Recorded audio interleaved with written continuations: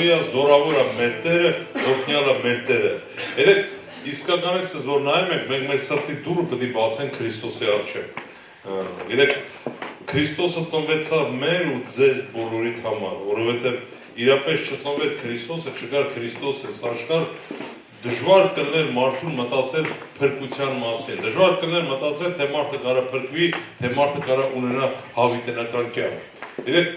հավիտենական կյանքը տրվում է, ոնց որ ասեմ, ոչ թե հեշտ ձևի, այլ կարա տրվի ամեն մի մարդու համար, որ ցանկություն ունի բացի իր սրտի դուռը Հիսուս Քրիստոսի առջև։ Երեք մեր Տերը զորով չի գալի մտնում մարդու կյանքը։ Քրիստոսը զորով չի գալի, ասում գիտես, բաց զորով ես պետք է մտնեմ, պետք է գամ, հաստատեմ, ինքը կանգնած թակում ասում է քո սրտի դուռը։ Հայտնության 3:20 խոսքում, ասում է, ով որ բացի, ինքը կմտնի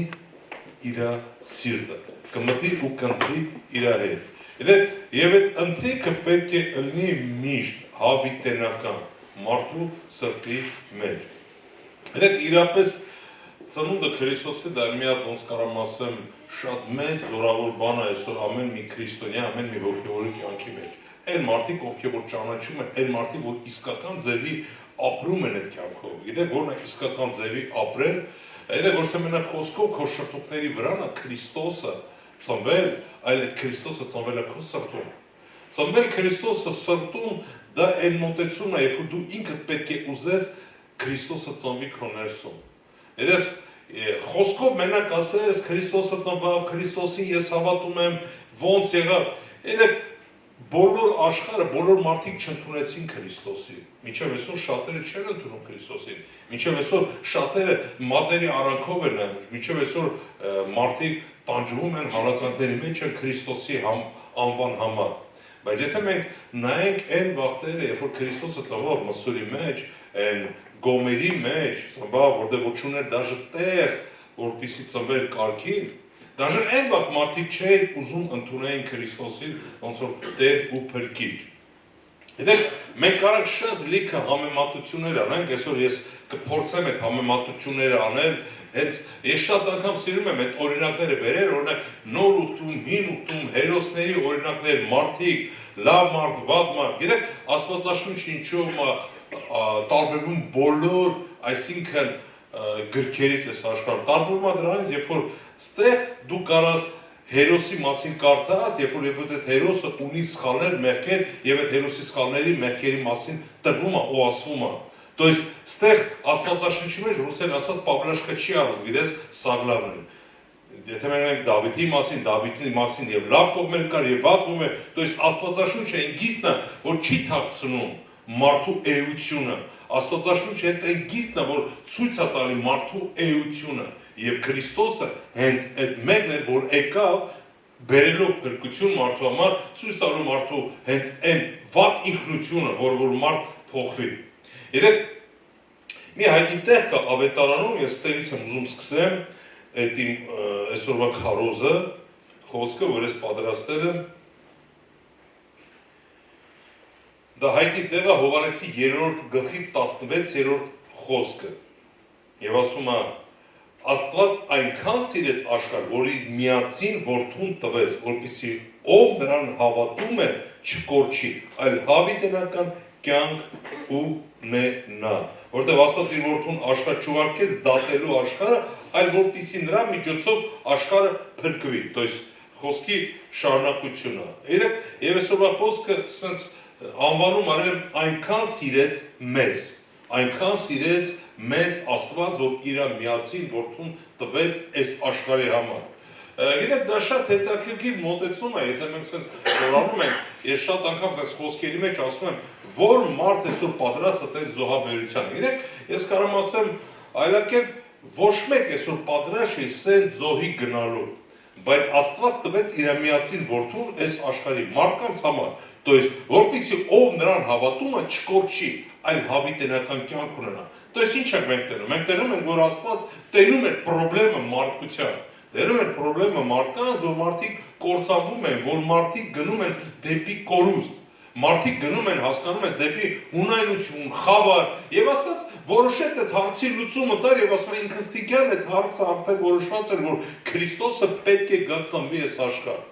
Իհարկե հասկանում եք, եթե մենք հիմա ասենք այսօր լիովին այդ հարցի լուծումը լուծված է, որ այսօր լիովին են մարդիկ ընդունել Քրիստոսին ու փրկվում են, չէ, կարող ասենք բացասական շատ անգամ կողմեր կան, որ մարդիկ չեն ուզում ընդունել Քրիստոսին իրանց կյանքում։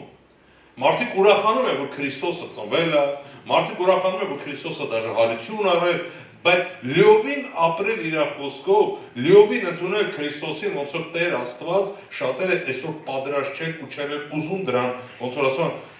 կողքի վերադառան։ Գիտեք, մենք մտածում ենք, թե փրկությունը դա հեշտ պետք է տրվի մեզ։ Մենք մտածում ենք, թե հավատալով մենք կունենանք հավիտենական կյանք։ Բայց ասում եմ, այսօր ցույց տամ, որ մենք ուղղակի հավատալով չեն կարող ունենանք հավիտենական կյանք։ Ուղղակի հավատալով եւ նստելով ձեռները ծալած դիվանին կամ թախտին սպասես, որ մի օր ինչ-որ մի բան կփոխվի քո կյանքում, երես դա չի լինի։ Երեք ընտրությունը, երբ որ գալիս է քո կյանքում, դու ինքդ ես ընտրում ոնց գնաս, ոնց քայլես։ Եթե մենք այսօր մտածենք, եկեք իշխորեն Քրիստոսի մասին, ոնց ստացվավ այս ամենը։ Քրիստոսը ինքը որոշեց գալ այս աշխարհ։ Երեք Քրիստոսին ոչ մեկ չստիպեց գալ։ Քրիստոսը սիրում էր իր հորը եւ եկավ որ կամքը կատարելու այս աշխարհում։ Քրիստոս ուղղակի եկավ դաշտ չմտածելով։ Նայ, Քրիստոս ուներ փառք, ուներ մեծություն, ուներ զորություն, ուներ ամեն բան, ասում եմ, ես հորս քո ճարտարապետ եմ։ Բայց ինքը ինչ ասել։ Ես գամ իշնեմ, բնակվում եմ մարդկանց մեջ, որպեսզի մարդիկ չկորչեն, մարդիկ փրկվեն, մարդիկ ունենան կյանք, հավիտենական կյանք։ То есть հավիտենական կյանք ունենալով դու պետք է զոհ տաս, դու պետք է քայլ անես քո կյանքում։ Գիտեք, այդ հավիտենական կյանքը հենց այնպես չտրվեց մեր փրկության համար։ Մենք գիտենք, այդ հավիտենական կյանքը ինչ գին թափավ խաչի վրա, ինչ այրում թափավ խաչի վրա, եւ ինչ process-ով էր Քրիստոսը անցնում այս աշխարհի մեջ, եւ Քրիստոսը չունեցավ երկար տարի կյանք։ Ինքը ունեցավ 33 տարի, նու կարան պլյուս մինուս, չէ՞։ Բայց ինքը չապրեց դաժե 40 տարի, 45 տարի, 50 տարի, 60, 80 տարի, որ այսօր շատերն են ապրում։ Քրիստոսը գիտեր ինչի համար էր եկել եւ ամեն բան Աստված պատրաստել էր Քրիստոսի ծննդի համար։ Ես ինչ եմ ասում, որ այն վաղտեն մարդիկ չեն ուզում, որ Քրիստոսը ծնվի։ Եվ այդ օրինակներից մեկ ես հիմա մենք կկարդանք Մատթեոսի ավետարանը, հետաքրքիր տեղ է, որ Քրիստոսը ծնվել, երբ որ մարդիկ խառնվել են իրար եւ շատը խառնվել են մի հատ թագավոր։ Գիտեք, ես այդ թագավորին վերցել եմ օրինակ, ես շատ եմ խորել այդ թագավորի մասին, ես մի երկու հեղինակների օրինակ կբերեմ, որովհետեւ այս հեղինակները մարդիկ, ովքեր որ մեկը չէր ուզում Քրիստոսը որ գա, մյուսը սպասում էր Քրիստոսին։ Եվ առաջին մեկին դա այն թագավորն է, Հերոդես թագավորը, որի մասին գրվում է մենակ Մատթեոսի ավետարանում։ Ես ուզում եմ մի քիչ դրա մասին հեսա մենք կկարդանք, խոսենք, հետաքրքիր մոտեցում, ես չեմ խոսել Մոգերի մասին, ես մի քիչ խոսենք Մոգերի մասին, բայց այսօրվա նշանակությունը, այսօրվա մոտեցումը, այդ Հերոդես թագավորի ես ինչի եմ վերցում, երեք իրան ինչ էին անվանում, հզոր թագավոր, այսինքն զորավոր թագավոր, մեծ թագավոր։ Ես շատ թարգմանություններ կարդում եմ, ես շուլվարից դառնավոր կարդում եմ դրա մասին, ինչեր գրում հզոր թագավոր, ինչեր մեծ թագավոր, ամենակարող թագավոր, էլի, ինչ բաների համար է թագավորին մարդուն sense հիասթում, առաջի թագավոր, մեծ թագավոր, մենք հիմա դրա մասին խոսենք։ Եվ գիտեք, հետաքրքիր ո՞րն է այս թագավորի մոտեցումը, որ այս թագավորը ահավոր ձևի կասկածամիտ մարդ է, ահավոր ձևի։ Ինքը կասկածում էր ամեն մեկի վրա, ինքը կասկածում էր իր աղջիկա, իր երեխեք, իր բոլորի վրա կասկածում էր։ Եվ ահավոր ձևի սիրում է ինքը իր անձը։ Գիտեք, ես կարամ ասեմ, մեր հոգևոր կյանքի մոտեցում այսօր ընենց է, որ մենք պետք է իմանանք առաջներտին սիրենք ոչ թե մենք ինքներս, մենք սիրենք Աստծուն։ Մենք սիրում ենք Քրիստոսին։ Բայց այս մարդը ուներ ուրիշ նպատակ, ուրիշ ծեր, ուրիշ մոտեցում։ Երեք ես իբրե կարամ ասեմ, որ այսօր նույն ձևի շատեր ունեն նույն ձևի նպատակ, նույն ձևի մոտեցում, նույն ձևի ծեր, հասկանում ես։ Գիտես, դու երբեք չես կարող խաբեությունով մոտիկանաս գնաս Քրիստոսի հետևից, հասկանում ես։ Դու ինքդ կարաս միշտ քեզի հույս տաս եւ ասես, գիտես, ես մի օր կդզվեմ, ձևանաս ցույց տաս, որ դու լավ քրիստոնյա ես, ուզենաս հոգեվոր կյանքով ապրես, շատ անգամ չստացվի, շատ անգամ չլի, գիտես, մի օր կգա դիմակը կլինի քո երեսից։ Եվ գիտես, եւ այդ մոտեցումը, երբ որ քո երեսից ընկնի այդ դիմակը, եւ այդvað, գիտես, քո կյանքի իրականությունը կբացվի։ Ես ասում ես, որ Աստծո դեմ դու ոչ մի բան չես կարող թաքցնես։ Իդեպ բացեք Մատթեոսի ավետարանի երկրորդ գլուխը։ Ես առաջ խոսքից կկարդամ։ Երբ Հիսուսը ծնվեց Հերաստան Բեթլեհեմ քաղաքում Հերոդեսի թագավորության օրոք, ահա արևելքից մոգեր եկան Երուսաղեմ եւ ասացին. որտեղ է հրեաների նոր ծնված թագավորը, որովհետեւ նրա աստղը տեսան արևելքում ու եկան նրա երկրպագելու։ Երբ Հերոդես թագավորը լսեց, վրդովվեց եւ նրա հետ ամբողջ Երուսաղեմ։ Նա իր մոտ հավաքելով բոլոր քահանապետերին ու ժողովրդի դպիրներին հարցեր, թե որտեղ է ծնվելու Քրիստոսը։ Նրան պատասխանեցին. Հրեաստանի Բեթլեհեմ, որովհետև մարգարեների կողմից այսպես է ասված. Եվ դու Բեթլեհեմ Հուդայի երկիր բնավ ամենափոքր չես Հուդայի իշխանների մեջ, քանի որ քեզանից իշխան պիտի ելնի, որ հովելու իր ժողովրդին Իսրայելին։ Այս ժամանակ Հերոդեսը գաղտնի կանչելով մոգերին նրանցից ճշտեց աստղի երևանալու ժամանակ։ Ապա նրանց Բեթլեհեմ ուղարկելով ասաց. գնացեք, ստույգ, տեղեկացեք երեխայի մասին եւ գտնեք, հայտնեցեք ինձ, որովհետեւ ես էլ գամ երկրպագեմ նրան։ Նրանք թագավորը լսելուց հետո գնացին եւ այս աստղը, որտեղ տեսել են արևելքում առաջնորդեց նրան, միջև որ եկան եւ կանգնեցին այդտեղը, որտեղ երեխան է։ Երբ այս տղը տեսան, շատ ուրախացան։ Մենք ուստեղ կանգնում ենք։ Նաև դեռ մեկ այդ հետաքրքիր մոտեցումը Հերոդես թագավորի։ Գիտեք, ես ինչ շեշտ արեցի Հերոդես թագավորից, որովհետև գիտես, մարդ ունի եւ լավ կողմեր եւ ունի վատ կողմեր։ Եվ այս թագավորը հասկանում էր շատ կասկածամիտ թագավոր է։ Ուսերն ասած թարգմանության տեքստը պարանոիկ է։ Հասկանում ես, ինքը վախենում էր ամեն ինչից, վախենում էր։ Եկեք սկսենք մի քիչ իր կենսագրության մասին, թե ով էր այս թագավորը, չէին ասում ինքը հզոր թագավոր։ Հզորություն ունենալու իր ձևականությամբ, երբ որ ինքը միավորեց այս բոլոր հրեաներին, մեկ ոնց որ ասում է բրոնզ, ինքը մաքուր հրեա չէ։ Ինքը կեսը հրեա էր, կեսը իդմիտյան էր, այսինքն մեկ ուրիշ ազգ էր, դրա մասին էլ խոր բաներ կա, հետո մի օր խոսենք, եւ այս Հերոդես թագավորը իրապես շատ լավ բաներ էր անում հրեաների մասին։ Ինքը շենքեր էր կառուցում, տներ էր կառուցում, հարուստ, եւ գիտեք, շատ անգամ հետաքրքիր է, երբ որ ասում է գրվում, ասում է, ինքն ասում է, սովի ժամանակ տանում էր իր հարստությունը, ծախում էր, բերում էր մարդկանց, բաժանում էր, որ մարդիկ սոված չնայեն։ То есть ուներ լավ կողմ, ես կարծում եմ, ասում, իսկականից է, մարդ ունի լավ կողմ, բայց ուներ ահավոր կողմ, վախենում էր կորցնել իր իշխանությունը, վախենում էր սաղեց։ Գիտեք, այնքան էր հասել վախը, որ ինքը այնքան մարդ էր սպանում։ Իր համար մարդը սպանել էր կասկածամտությունից, ահավոր էր։ Ինքը սպանեց իր կնոջը, Մարիամա էր անունը կարծեմ, ինքը ուներ 10-ից քանի ավելի կի, սպանեց իր կնոջը, սպանեց իր 3 երեխան տղաներին։ Հռոմեական կայսր Ավգուստինը ասել էր ասած հետաքրքիր ռեպլիկա իր մասին։ Ասել էր ավելի լավ է ըլնես Հերոդեսի խոզը կլինի ապահով, քան ես իր տղան։ То есть ըլնելով իր խոզը դու չես մեռնի, ապահով ես, բայց ըլնելով իր որդին դու կմեռնես։ То есть ինքը բոլորին սպանում էր, ու նրա կասկածում էր։ Գիտեք, ես ասած կինո է տեսել թեթև, մի հատ արաբական կինո էր, որ կոմեդիայի նման, ասած գալիս է մի բան ասում է, ասած սպանել, սաղ հետ կոմեդիա, տեսած կարողարներ չեմ անում։ Եվ այդ Հերոդեսը այնքան կասկածամիտ անձնավորություն էր, որ ինքը սպանել էր տալի բոլորին։ То есть հասկանում եք, ահավոր ձևի մոտեցում ուներ։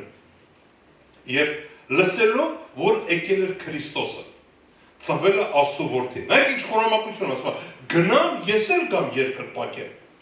Գիտեք, շատ անգամ ինձ հիշացնում է մեր մարդկային մոտեցումը, երբ որ մենք պատրաստ ենք գանք Քրիստոսին երկրպագելու անկեղծորեն, ի սրտանց, բայց գալիս է մի պարագա, որ մենք հասկանում ես բարույս բուստ իմաստով բոլոր մոտեցումներով մենք չենք գնում երկրպագենք։ Դաշտ եթե ուզում ենք երկրպագենք, մենք ունենք մեր նպատակը, մեր ցելը, հասկանում եք, մեր ոնց որ ասած կառիցը, շահը, հասկանում եք, շահագործությունը մոտիկանալու Քրիստոսի։ Այդ Հերոդեսն ուներ իր շահ, որտեղ Հերոդեսը վախենում էր Քրիստոսից։ Ինքը մտածում էր, որ Քրիստոսին կսպանի։ Գիտես, բայց Աստված չէր թողնելու, որ Քրիստոսին հենց այդ վաղ ինչ-որ մի բան լինի։ Քրիստոսը պետք է ծնվեր ու ինքը ծնվավ, Քրիստոսը պետք է ապրեր ու ինքը ապրեց, Քրիստոսը բերել էր կյանք, բերել էր ուսմունք, ինձ ու քեզ սովորացնելու համար, որովհետեւ մենք հասկանանք այն խոր իմաստունը, հասկանում ես սրներ։ Եվ այդ Հերոդես այնքան ահավոր էր, մենք հետո գիտենք երեխաներին սպանեց։ Քրիստոսի ծնունդից հետո Հերոդեսը ապրում է 2 տարի։ Երեք ինչ ահավոր մահով ինքը մահանում, ես կարդում եմ, ասում է, ինքը շատ շնությունով բռնված անձնավորություն էր, այնքան ասում է հիվանդացել էր, ոտեր ուրել էր, փորի ջուր էր տալի, որդերը ուտում էին։ Երեք ինչ արեց, ասում է, ինքը իր մեռնելու օրերը։ Ասում է, հրաման տվեց, ասում է, ասեց, հավաքեք ամենահայտնի մարդկանց Երուսաղեմում։ Հավաքեք, ես գնում եմ Երիխոն մնալու։ Երբ որ ես կմեռնեմ, հենց այդ մեռնելուց բոլորին սպանեն, որտեղ ի վրա լացող չկա, երբ որ դրանցը սպանեն, իրանց համար կլացեն, իմ համար է կլացեն։ Հասկանում եք, ինչքան ահավոր աբսուրդական մոտեցում։ Զինվորները գալիս են, վերցում են, հավաքում են, այդ բոլոր մարդկանց ստանում են, եւ սպասում են։ Երբ որ ինքը մեռնում է, արդեն ասում են սպանեք, ու իրանցը սպանում են։ Հասկանում եք, ցինիզմ, մոտեցումը, մարդկային մոտեցումը, որ իրապես չափանիշները երբեք չեն լնում։ Ինչ է դա խոսում մարդկային բնության մասին, բնություն, մարդ ունի լավ կողմ, մարդ ունի վատ կողմ։ Հիմա, Հովհաննեսի 3:16-ում ասում է, ինքը տվեց իր միածին որդուն, ով որ հավատա չկորչի,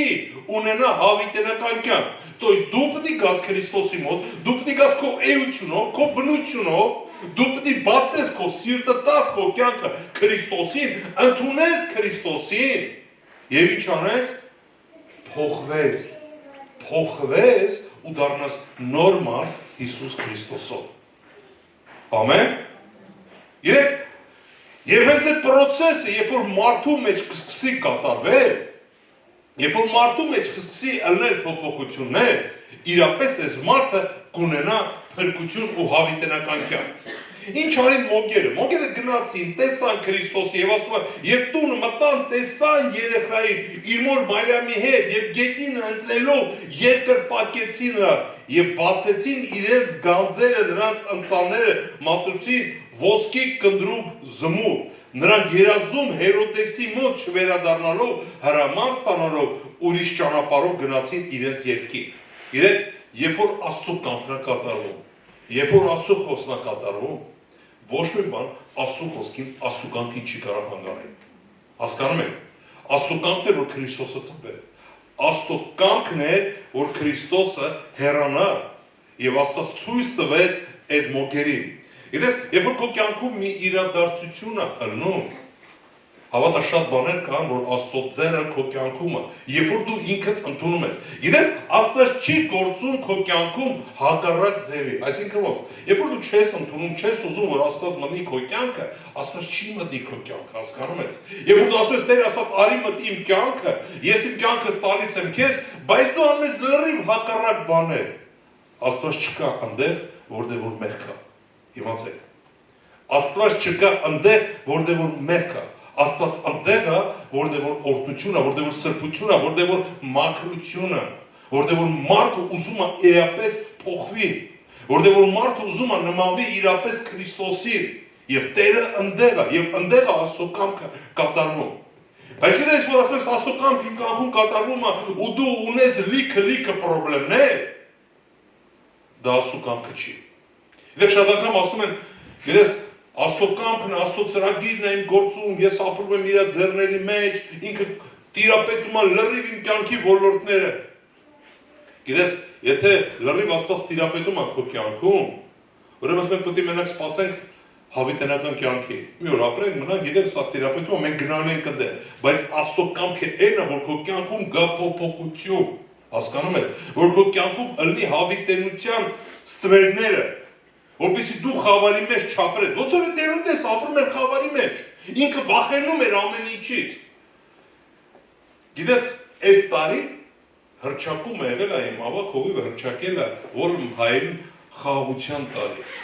խաղության տարի խաղություն ըլի մարդկան սրտների մեջ։ Գիտեք, այնքան կարևոր է ունենաս խաղություն քո սրտում։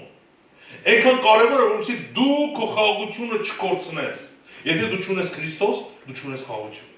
Եթե դու ունես Քրիստոս, դու կունենաս այդ խաղությունը, դու կունենաս այդ ձգտումը, դու կարաս ձեռք բերես այդ խաղությունը Հիսուս Քրիստոսի անունով։ Ամեն, համաձայն չեք իմ հետ։ Իրենք այդ Հերոդեսը չուներ այդ խաղաղությունը, ինքը չարացած էր, ինքը չգնաց երկրպագելու Քրիստոսի, ինքը ստախոսությունով էր անում, ինքը կորցրել էր իր խաղաղությունը, ինքը կորցրել էր լրիվ ամենը, ինքը վախենում էր։ Բայց իրենք եթե գնար ինքը երկրպագեր, իսկականից այն ինչ որ ասում էր աներ, իրականում բաներ կփոխվեր այդ Հերոդես թագավորի, կփոխվեր, չնայած ինքը մարդասպան էր, չնայած ինքը սենց էր, ընենց էր։ Բայց մենք տերում ենք, որ էդի այն մարդը չէր, որ գնար ու աներ, հասկանում եք, ինք ուներ պրոբլեմներ, որտեղ ինքը ուղղակի ահավոր կասկածամիտ մարդ է,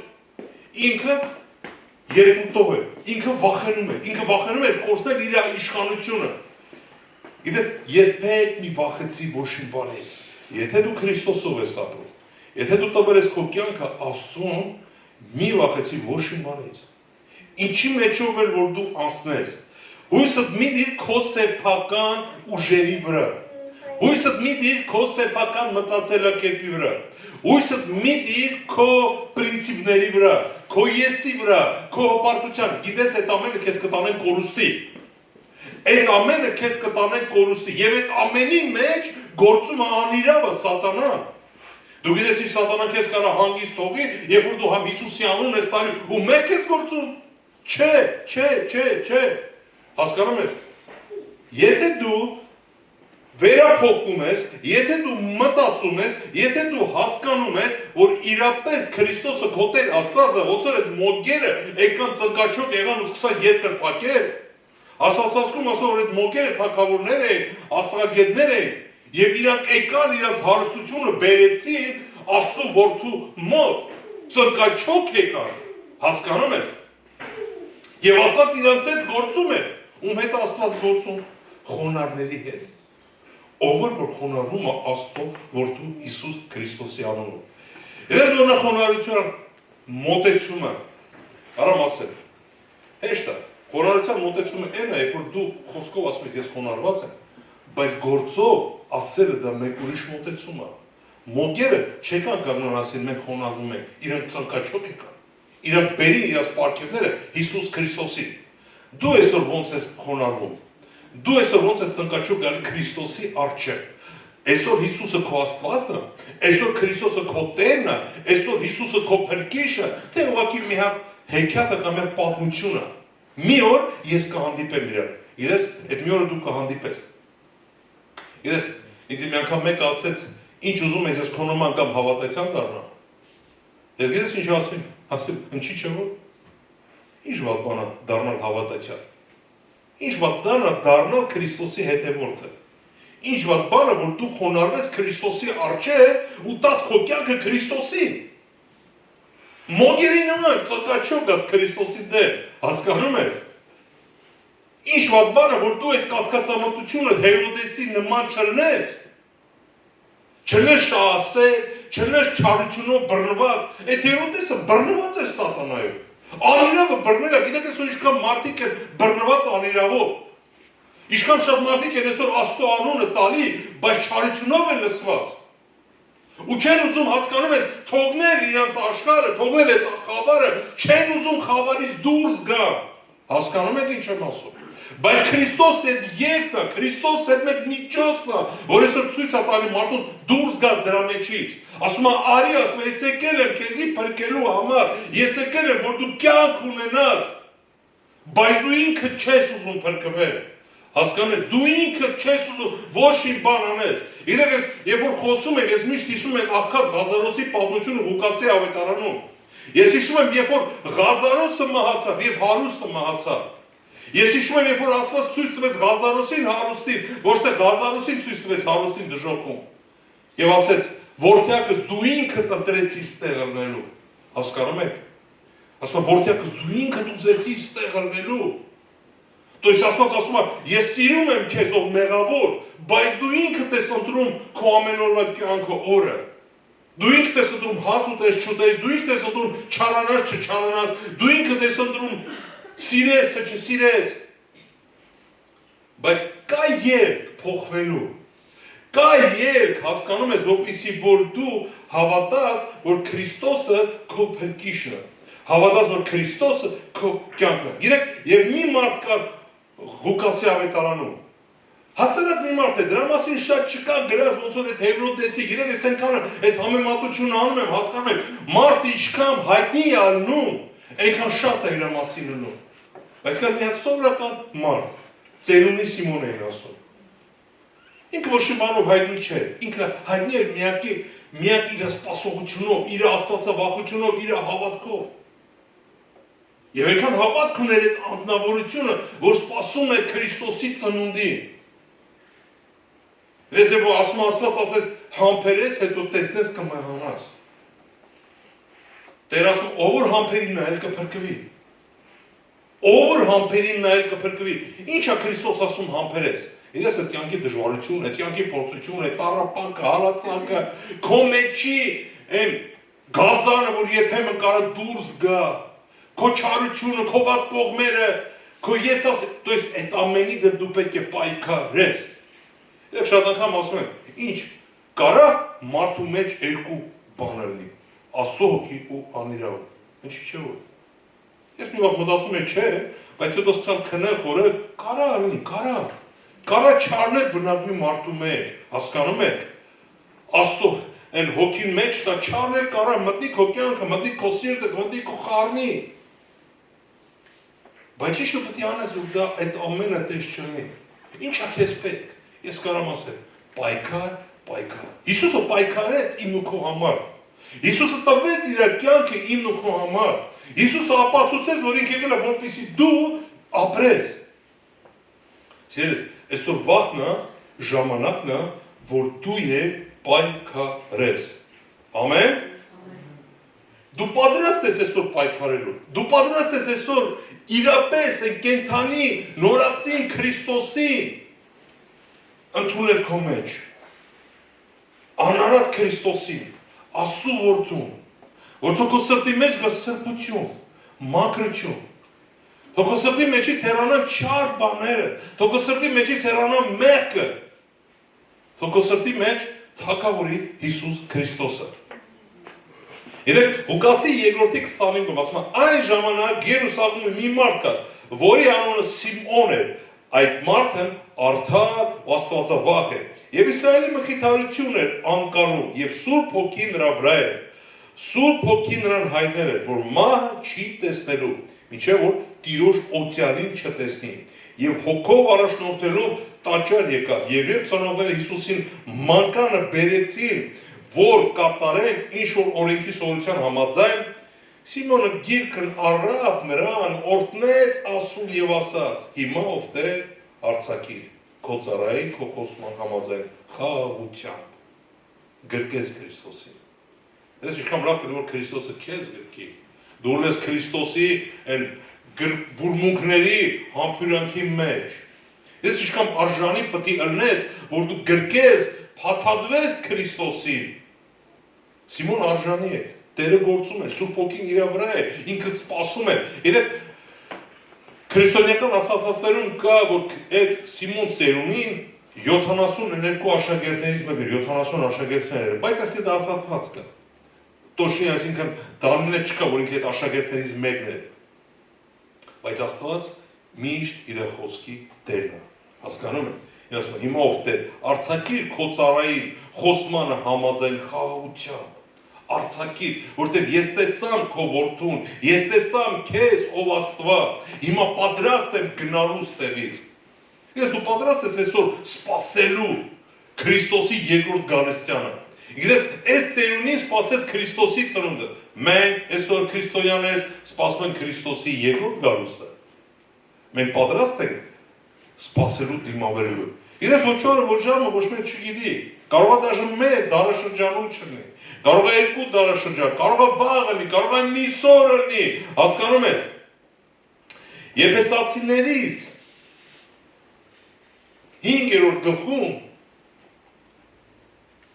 5-րդ գլխում, տալիս ասես մի հատ հետաքրիր տեղ կա, 5-րդ գլխի 14 խոսքում ասում է, քանի որ ամեն բան հայտնի է լույսը դրա համար է ասում, արթնացիր ով քնած, վեր կաց մեռելների միջից եւ Քրիստոսը քեզ կլուսավորի։ Ուշադրություն դարձեք ձեր վարքին։ Վարվեք ոչ թե անխելքների պես, այլ իմաստունների։ Ճիշտ օգտագործեք ժամանակ, որտեղ օրերը չար են։ Դրա համար անմիտ մի եղեք, այլ իմացեք, թե որն է Տիրոջ կամքը։ Իմացի թե որն է Տիրոջ կամքը քո կյանքում։ Ասում է արթնացիր ով քնած, ով մեռած։ Արթնացիր, то есть մենք պետք է լինենք արթուն, որտեղ մենք չենք կարող ասենք վաղը միսօր գողին մա երբ կգա Քրիստոսը, երբ կթակի կասի ահա ես եկել եմ։ Իսկ դու պատրաստ ես հանդիպելու Քրիստոսին։ Եկե շատ անգամ մի վաղ վախենում է։ Հիմա չեմ ասում, ոնց ասել, ու դու կանգնես Քրիստոսի առաջ, ինչ պետք է պատասխան տաս։ Ես երբեմն դες խոր աստվածած բանության ասես խորանաս դրա մեջ եւ ասես, երբ որ դու կանգնես Աստծո առաջ, ինչ պատասխան պետք է տաս Աստծո։ Ինչ պետք է ասես, երբ որ ինքը ունի քեզի հարց։ Եվ պետք է չեմ մտածենք ինչ պետք է մենք ասենք իրանը։ Եթե քո մոտ ամեն ինչ լավ է, եթե դու կարծում ես քո մոտ ամեն ինչ լավ է, բայց ես մտածում եմ, որ շատերի մոտ դժվար է, ծանր է գնում, հասկանում եք, շատերը հեռանում են պատասխանատվությունից, շատերը չեն ուզում Աստծո հետ հարաբերություն, շատերը նայում են իրենց կյանքին, շատերը սիրում են իրենց կյանքը, Հևրոդեսի նման ինչի մասին, որ այսօր պատմում է թագավորի, որ այնքան էր սիրում, ինքը ապրեց 70 տարեկան, բայց գիտես, կյանքը ոնց որ ասում է կախված է շալարներից, բայց ինքը բռնվում էր, ինքը մտածում էր, այսօր շատերը կան ասեն սիրում են այս կյանքը, հասկանում եք։ Գիտեք, երկրորդ Մատթեոսի գլխում դեռ ասում է ինքը կանչեց փարիսիներին, դպիրներին, քահանաներին։ Այդ մարդիկ անտարբեր մարդիկ են, իրենք դա չեն մտածում, հայտնի չեն տալ, իրանք խոսք ասեցին Միքեի 5-2-ը, բայց իրանք էլ անտարբեր մարդիկ են, կան այլ անտարբեր մարդիկ, ովքեր որ անտարբեր են մոտիկանում։ Մտածում են հիմա լյոտի մոտեցումը, հիմա կգա կասնի, կգնա եւ մի օր ես կհասցնեմ իմ կյանքս մոտեցնել։ Սիրելի քույր աղբեր, ես քեզ ուզում եմ կոչ անեմ։